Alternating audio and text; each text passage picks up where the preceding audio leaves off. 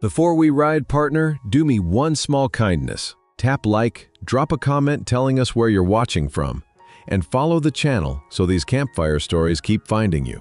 All right, saddle up. The cold didn't sneak, it stalked her. Clara Ray braced into it, ribs tight, breath smoking into wind that peeled skin from bone. Rags and twine wrapped her feet, soaked through, blood seeping between cracked toes. Every step lit a fuse from heel to spine. She kept walking. 12 doors. 12 latches lifted just enough to let judgment through, then slammed like rifle bolts. A rancher squinting through a finger width of space, muttering, "Harlot." Dogs loosed for sport, teeth flashing as she stumbled back into the drift. Silence, colder than snow. She moved on because stopping is how a body dies. Her dress had once been a soft blue prairie gown.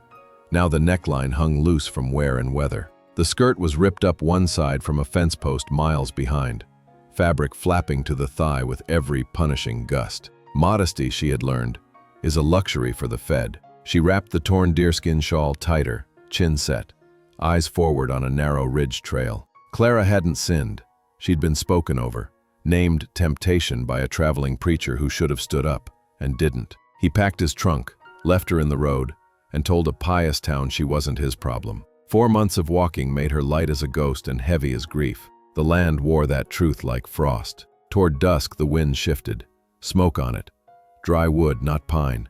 The plain smell of heat and shelter. She followed with the stubborn hope of those who have nothing else left to spend. Past a weather-silvered gate, past rails sagging like old backs, to a house sitting apart from other claims. No stock in sight. No voices. Only the glow behind warped panes and a coil of chimney smoke that said, "Here is fire." She stood there a long breath, palm hovering over the cracked frame. 12 refusals crowded behind her like shadows at dusk. Nothing about a 13th door promised mercy. Still she knocked. Once, twice, a third time softer than she meant to, because the knuckles were raw. A latch slid. The door opened to a man made of winter and work. Jonas Vane, broad-shouldered, beard rough with neglect, snow dusting a heavy coat. His eye lived here. So did silence. Behind her, the wind pawed at the door, impatient. In front, a fire cracked, steady as a heartbeat you'd almost forgotten you had. 12 doors had taught Clara that pity can be cruel. This one didn't offer pity. It offered room enough to breathe. That is where our story begins. A woman stripped down to bone-deep will, a man carved by loss into quiet, and a single open door holding back this winter. Tonight here. The fire inside Jonas's cabin glowed steady, but it wasn't the flames that steadied Clara. It was the silence he allowed her to rest inside. He had not spoken more than a handful of words, yet his actions had carried more weight than any of the men who had barred their doors against her.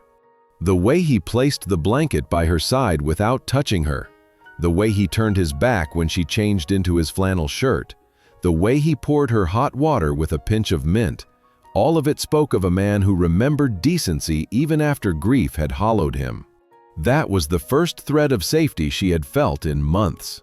And though shame and exhaustion still clung to her skin like the damp fabric of her ruined dress, something uncurled deep inside, the smallest sense that she might yet be more than a burden cast aside. Jonas carried his own weight of silence. He was a man carved down to essentials. His wife and boy lay in the earth, fever stealing them in a single winter. He had kept on, mending fence, splitting timber, patching what little of his life remained. Neighbors called him strange, said his house was cursed, but what they really meant was that his grief made them uncomfortable. Out here, he had no need to pretend.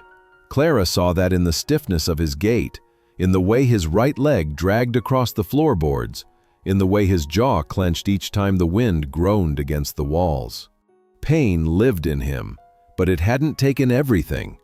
It hadn't stolen the last ember of mercy, the ember he handed to her when he opened the 13th door. She ate his stew in slow, desperate bites, feeling warmth spread through her stomach like a second fire. Jonas never once commented, never asked her to explain where she had come from or what she had done to be wandering the ridge half dead. That silence was not cruel. Who had been branded temptation, who had learned how easily kindness turned to cruelty when men decided she owed them something. This simple refusal to take was more powerful than any declaration of love. Still, survival is not built in a single night. Clara tested the space by offering work, sweeping, cooking, tending small chores, and Jonas let her, never once suggesting she owed him payment. The air between them changed with each small act, filling with something close to trust. When she told him she would leave at dawn, he said only, "Storm won't pass by," and for the first time she believed she might not have to keep walking. That was the hinge moment, the point when two lives long bent under separate griefs found themselves leaning toward each other. Jonas's silence became a shield, not a wall. Clara's presence became a breath of life in a house that had forgotten how to hold it. They moved through the days carefully, like two deer stepping onto uncertain ice. But the ice did not crack, it held. And in that holding, Clara began to learn that safety was not found in sermons or locked doors. It was found in the steady choice of a man who had nothing left to give, and still gave space, warmth, and respect. That is how the 13th door began to open. Not just to a freezing woman, but to the possibility that Jonas's life, barren as it had been, might yet hold another season. And Clara, who had been refused 12 times, now stepped into a silence that was not empty. It was waiting. The storm outside pressed hard, but inside the cabin, a different weather was taking shape. For days, Clara and Jonas moved around one another, silent but not hostile, their rhythms settling like snow after wind. She cooked with what little was there, beans, cornmeal, scraps of salt pork. And though her hands trembled at first, she found comfort in the act of stirring, seasoning, feeding. Jonas ate it all without remark, but his steady acceptance felt like the first nod of respect she had been granted in months. She swept the floor, patched a hinge, folded his shirts, even scrubbed the soot from the hearth, until the stone looked less tired.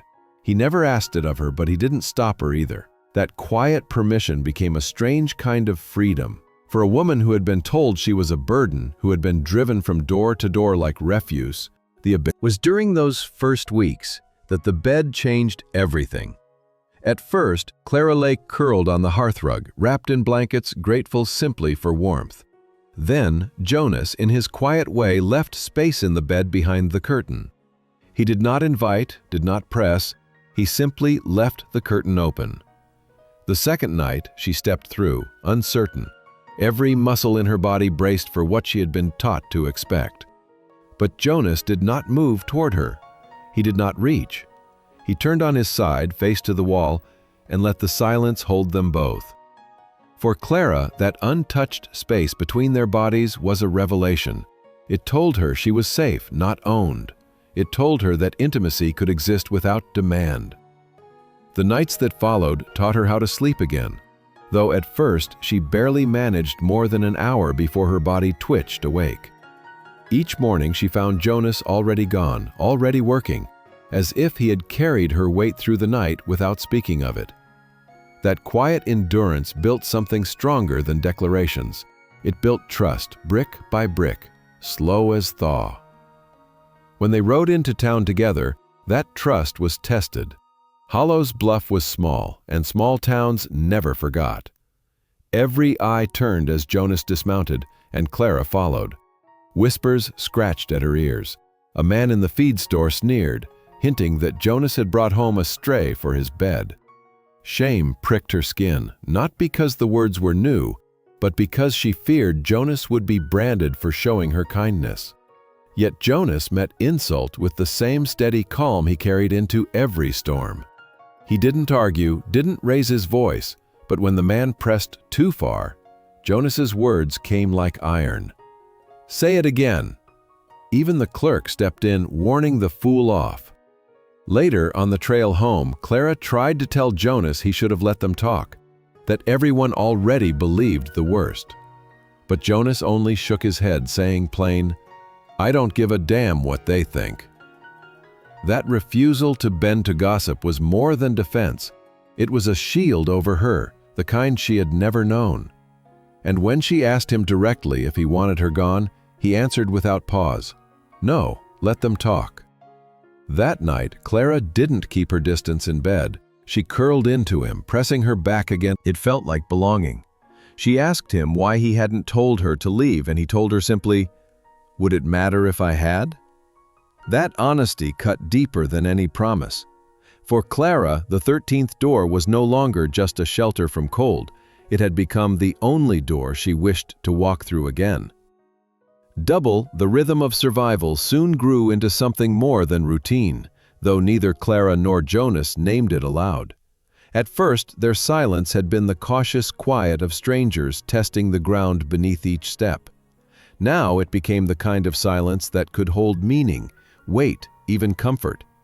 She cooked each night, beans thickened with salt pork, apples stewed soft, cornmeal browned crisp at the edges. And Jonas ate every bite as if it were fuel keeping him alive. He never said thank you, not in words, but in the way he finished his plate, in the way he carried water to the basin without being asked, in the way his hands, roughened from years of work, took the dish from hers and dried it carefully with a rag. Their lives meshed, not by command but by small choices repeated day after day. Clara, who had been cast out as a temptation, who had been made to feel like she brought only ruin, now found her worth in quiet, ordinary acts. She scrubbed soot from the hearth, folded his shirts neatly on the shelf, patched the ragged hem of her prairie gown with thread she found in a box near the bed. She did these things not because she owed him, but because for the first time since she had been left in the road, she wanted to. Jonas noticed. He noticed the way she rose before dawn, as if still afraid someone would send her away. He noticed the way her fingers trembled when warmth first returned to them after hours in the snow. He noticed how she kept her shoulders back, even when whispers from town tried to press her low. He never spoke of it, but his silence was not blindness. His eyes missed little, though he often kept them fixed on the fire. That was his way of showing her respect, of seeing without demanding. And she, in return, saw him. She saw the limp he carried through every chore, the scars he never mentioned, the grief folded into every untouched corner of the cabin, the wife's sewing kit, the boy's carved wooden horse, the curtain pulled across became proof that she could exist beside a man without being reduced to an object of shame. For Jonas, each of those nights was proof that he could share warmth again without betraying the past he had buried. The trip to town had tested that fragile bond, and Jonas's refusal to let gossip define them had sealed it. Clara returned from Hollow's Bluff with her head higher than when she had left.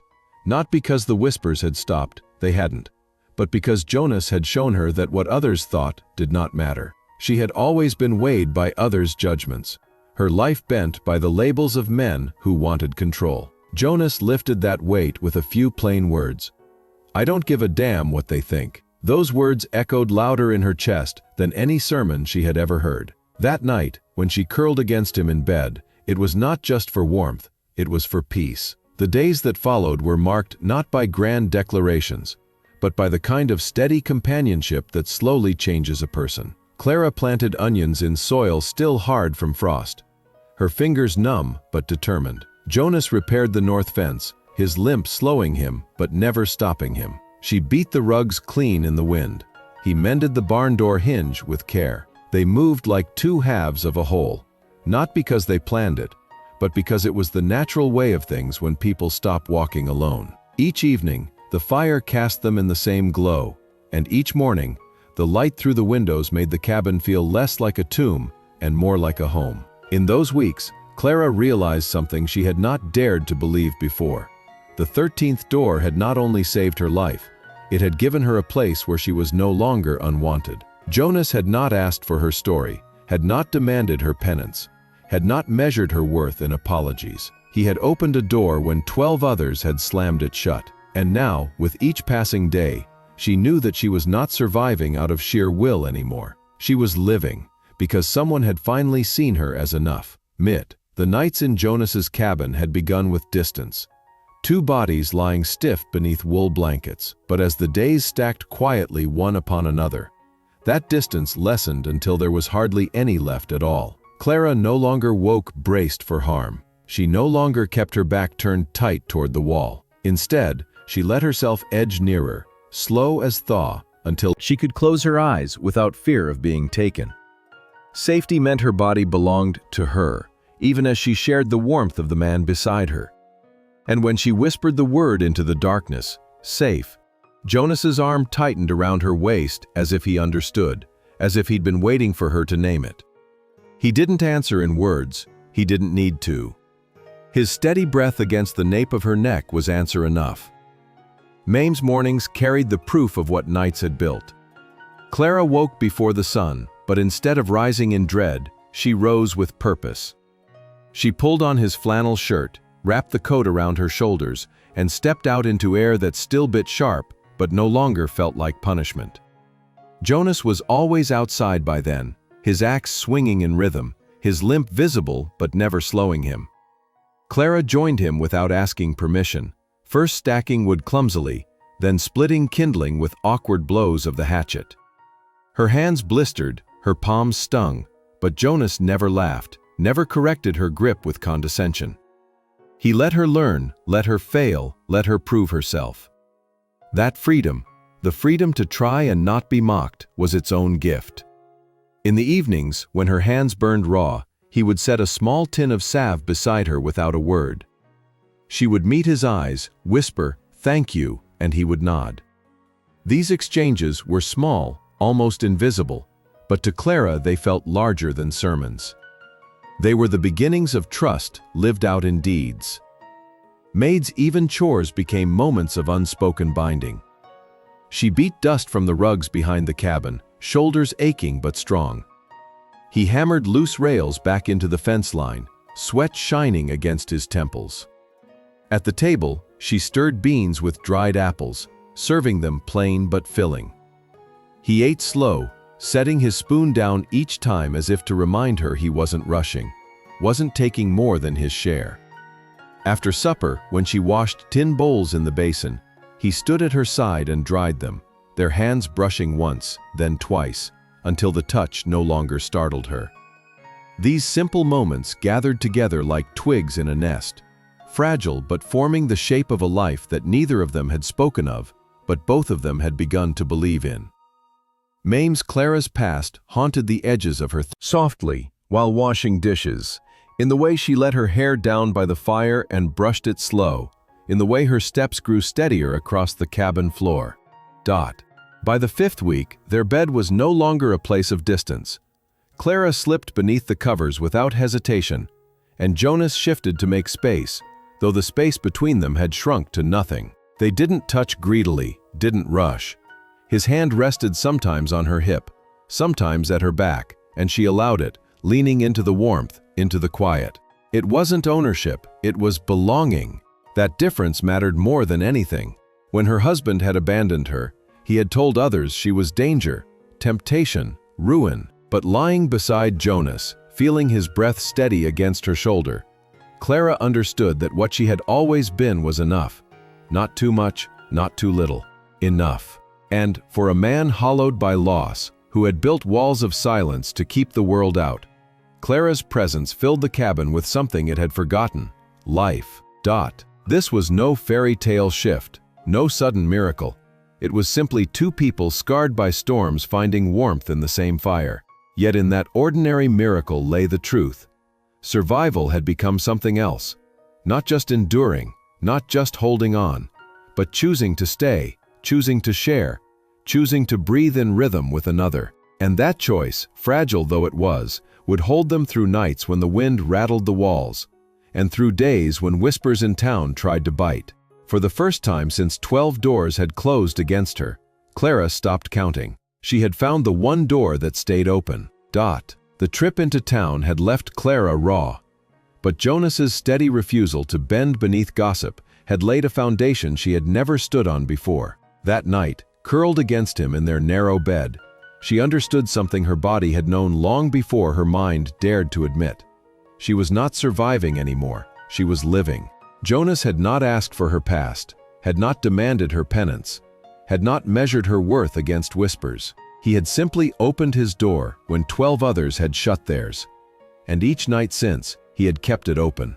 Lying with his arm draped heavy across her waist, Clara felt the storm of her shame begin to quiet. She let herself sleep without bracing, without the old fear that a hand would claim her, first with clumsy effort, later with the firm rhythm of a partner. She stacked logs in uneven piles, fingers blistered, but her pride lifted higher than pain. Jonas offered her a smaller hatchet, not because he doubted her strength, but because he knew learning required tools that fit the hand. He let her miss, let her sweat, let her find her own way. And when she finally split a pine log clean through, the satisfaction in her breath felt like victory against every slammed door, every muttered word that had tried to shrink her. Jonas nodded once, the closest he came to praise, and it was enough. At night, when her hands ached from labor, he left a tin of balm by the fire. She never asked what mixture it was, bear fat, beeswax, linseed. But when she rubbed it into her skin, she felt the tenderness of a man who cared without needing to declare it. Inside the cabin, life grew less heavy. Clara scrubbed the hearth, patched shirts, and cooked with what little they had. Jonas mended the barn rail, checked traps, and sawed timber with a steadiness that reminded her of a soldier keeping formation. Each task overlapped the other, two people working side by side without command or demand. The quiet between them was no longer the silence of strangers, but the silence of understanding. Sometimes, in the flicker of firelight, she caught him looking at her, not with hunger, not with judgment, but with the soft, startled wonder of a man remembering what it meant to share space again. She did not look away. She let him see her, scarred, weary, yet unbroken. And in that mutual seeing, something new began to root.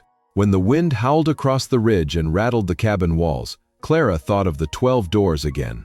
She remembered the sneers, the curses, the eyes that had stripped her dignity. Yet the 13th door had not stripped anything. It had given her warmth, food, safety, and, more than that, a man who stood firm against the world's scorn. Jonas's words in town, "I don't give a damn what they think," echoed like scripture in her chest. No sermon had ever given her such peace. That night, she shifted closer in bed, pressing her back to his chest, feeling his steady breath move her hair. His arm encircled her waist as if it belonged there, as if he too had stopped fearing closeness. For the first time in years, denied her. For Clara, those words were a shelter stronger than stone. For Jonas, they were the first bricks laid towards something that might be called a future.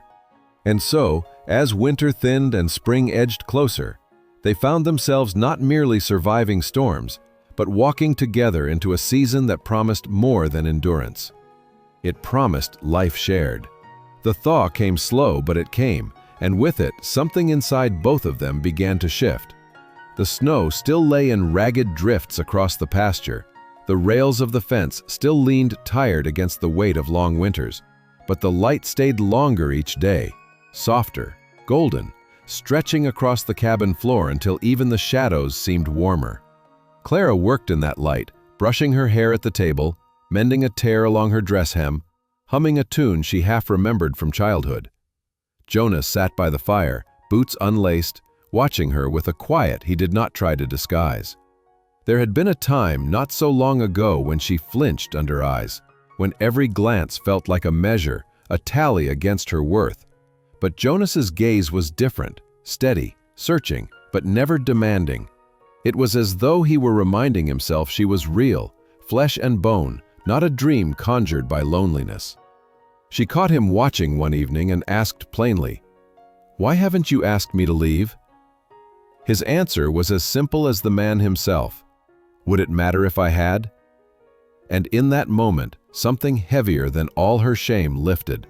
For the first time, she knew she was not waiting for rejection.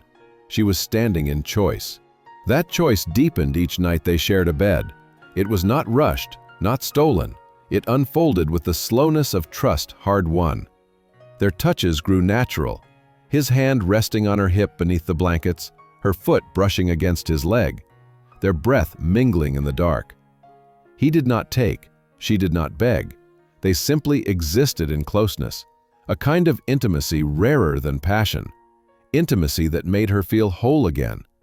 And when her body pressed against his in the dark, when his arms circled her waist and drew her close, she whispered the word that had changed her life. Safe. He did not answer with speeches, did not bind her with vows, but the strength of his embrace told her everything, of eyes condemning her. Jonas moved without the weight of solitude pressing him into silence. Slowly, the house that had once been a tomb for memory began to breathe like a home. 5. At night, when supper was cleared away and the fire burned low, they spoke in fragments, about weather, about the fence, about chores waiting come morning. But sometimes the talk deepened. Clara confessed in a whisper what her husband had said, how he'd called her temptation, how men's stares had been her fault, how she'd been left to die beneath judgment she never earned.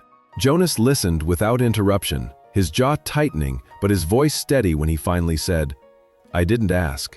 That simple refusal to demand her story, to bind her with it, was freedom itself. She saw then that he would not measure her against her past, and she wept in silence, not from sorrow, but from relief. He reached across the space between them, placed a rough hand on hers, and she let it stay. 5. The intimacy between them grew, slow as dawn, but sure. They kissed one evening, not rushed, not greedy, but deep, steady, like two people finding water after drought. That night, when they gave themselves fully, it was not the desperate collision of need, but the deliberate choice of two who had been starved of tenderness. His hands traced her with reverence. Hers held him with trust, and when they lay together after, she pressed her cheek to his chest and felt the steady beat that anchored them both. "You don't need to say anything," she whispered. "I won't," he answered, but his arms tightened, and she knew she had never been more wanted. 5. Spring edged closer, the earth softening, shoots pushing green against the frost. Clara tended the soil, Jonas cleared the fence line, and their partnership grew roots as stubborn as the land itself. What had begun as survival had turned to something more, belonging, choice, the quiet foundation of a life remade. The woman who had once knocked on 12 doors and been turned away had found, in the 13th, not just shelter, but a place to stand. And a man who asked nothing but gave everything in return. 5. The thaw of spring brought more than green shoots to the ridge. It brought the return of the past. The kind of past that rides on the wind long after a body thinks it has outrun it. Clara had stopped counting doors, stopped bracing each night for rejection, stopped doubting. Two souls have begun to build. It came first in whispers, a memory of the preacher who had branded her temptation, who might yet be walking roads not far from Hollow's Bluff. Clara's hands tensed when she thought of him, and Jonas saw it, though she tried to hide it. One evening, as the fire burned low, she confessed the fear that if her husband found her, he would not stay away. Jonas listened, face carved with that same steady silence, before rising to the cabinet and placing his revolver on the table between them. His words were plain. "I don't scare easy. And I don't let go of what's mine." The words struck her, not with fear but with a weight she had never felt from any man before. She met his eyes and answered with quiet defiance. "I'm not yours unless I say so." He nodded once, the hard line of his jaw softening. "Not unless you say so." And in that exchange, the balance of their bond shifted from survival to choice. Days later, the sheriff rode up the trail, dust rising behind his horse. Clara watched from the porch, flour still dusting her hands from the bread she had been kneading. Jonas stepped out with his rifle slung loose, not in threat but in readiness. The sheriff tipped his hat, said a preacher had passed through town looking for a woman he called his wife, claiming she'd stolen from him. Clara's breath caught, but she held her place behind Jonas, arms folded, steady as she could be. The sheriff went on, saying the town hadn't taken kindly to the man's sermons, that a ranch hand had told him if he stepped foot past the general store again, he'd be buried under it. The preacher had left before sundown, face set like a man who already knew he'd lost. Clara exhaled slow, her chest easing for the first time since she'd left Newberry Ridge. Jonas said little, just gave a single nod, his voice low. "Good." The sheriff told them no one in town was worried, that the folks had seen how quiet things stayed on this ridge, then tipped his hat again and rode off. Jonas stepped back inside, but Clara lingered, watching the trail until the dust settled. Then, with a kind of finality that tasted of freedom, she closed the front gate. That sound, the latch settling into place, was the end of one life. When Jonas returned from the pasture, she told him steady, "I think I'm with child." He froze, his eyes searching hers, not with dread, but with awe.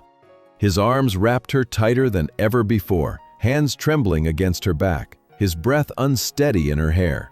Neither spoke of names, neither made plans, but both understood what had begun at the 13th door had become a future neither thought they would live to see. Clara pressed her forehead against his chest and whispered, "I'm happy." Jonas kissed her brow, voice low, "So am I." In Hollow's Bluff, word spread fast, but it spread quiet. When Clara came to town with her chin high and the wooden ring plain on her finger, no one sneered, no one dared. They had seen Jonas stand like stone in the face of insult, and they knew better than to mock the woman at his side. She still wore her dresses low, her shoulders bare, her hair long, and Jonas never once asked her to change. She was who she had always been, only now she was safe, chosen, and steady. The town accepted it, not with words, but with silence, and that was enough. Clara had once been cast out, but now she walked into the mercantile not as a problem, not as temptation, but as Jonas Vane's wife, carrying the weight of her own dignity. And when they rode back up the ridge together, mule laden with grain, Clara looked at the cabin and knew she would never leave again. The 13th door had not only stayed open, it had been waiting for her all along. By the time the last frost loosened its grip on the ridge, the cabin no longer looked like a place where grief lingered, it looked lived in. Smoke curled steady from the chimney each morning. Laundry swayed from the line, patched and clean. A garden plot, once frozen and barren, now pushed green shoots stubbornly through the soil. Clara stood barefoot on the porch, hands dusted with flour from a loaf baking inside, her hair falling loose across her shoulders. She wore a dress she had mended herself, neckline still low, skirt still plain, because she had promised herself she would not erase who she was just to be respectable. Jonas had never asked her to. That, more than anything, proved the truth of what they were building. He did not want a ghost of someone else's wife. He wanted her. He wanted Clara as she was, scars, curves, laughter, side shoulders loosened, as though years of tension had finally bled out of her bones. For weeks, she had carried the shadow of him, the fear he might appear at the edge of the woods with scripture sharpened like a blade. But now, with the sheriff's calm assurance, she allowed herself to believe what Jonas had already promised. The man had no claim here, no power, no right. Later, when Jonas carved those rings out of pine and pressed one into her hand, Clara understood that marriage was not about papers or witnesses. It was about survival chosen together, about love grown from the ashes of abandonment. "You don't need it," he'd told her, "but I'd like you to have it." And when she answered, "It fits," she wasn't talking about the wood band alone. She meant the life, the man, the home. All of it fit, in a way that nothing else in her wandering years ever had. The morning she realized she carried new life inside her body, she did not weep or falter. She stood still in the kitchen, one hand pressed to her belly, and felt a quiet knowing stronger than fear. When Jonas came back from feeding the stock, she told him steady, "I think I'm with child."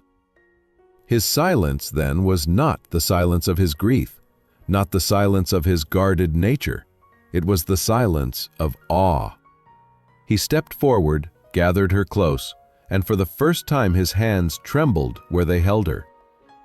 She had been called temptation, ruin, shame. But now she stood in his arms and knew she was none of those things. She was the beginning of something new. Jonas kissed her forehead, his voice low and rough. "So am I." That was all he said, but it was enough to write a lifetime. From that moment on, the ridge was no longer haunted ground. It was a place of building. Jonas worked the fences with a steadier stride, as if every board he hammered was a promise to the child coming. Clara tended the soil with patience, pressing seeds into rows that would one day feed more than two. Their nights deepened, too. What had begun as safety grew into love. What had grown into love settled into certainty. They did not speak vows aloud, not to each other, not to the town, but Hollow's blood to him, his arm heavy around her waist, her cheek against his chest, and whispered into the darkness, "I'm home." Jonas did not stir, but his arm tightened, his breath deepened, and Clara knew the truth. She would never have to knock again. Spring ripened into summer, and with it the land shifted from hardship to promise. The cabin that once stood as a monument to Jonas's grief now breathed with new life, its walls holding the rhythm of two people who had chosen one another in silence and in truth. Smoke curled from the chimney, not only as a sign of survival, but as a signal of belonging. The fence lines grew straighter under Jonas's steady hand, the garden rows fuller under Clara's care, and the air between them softer than it had ever been.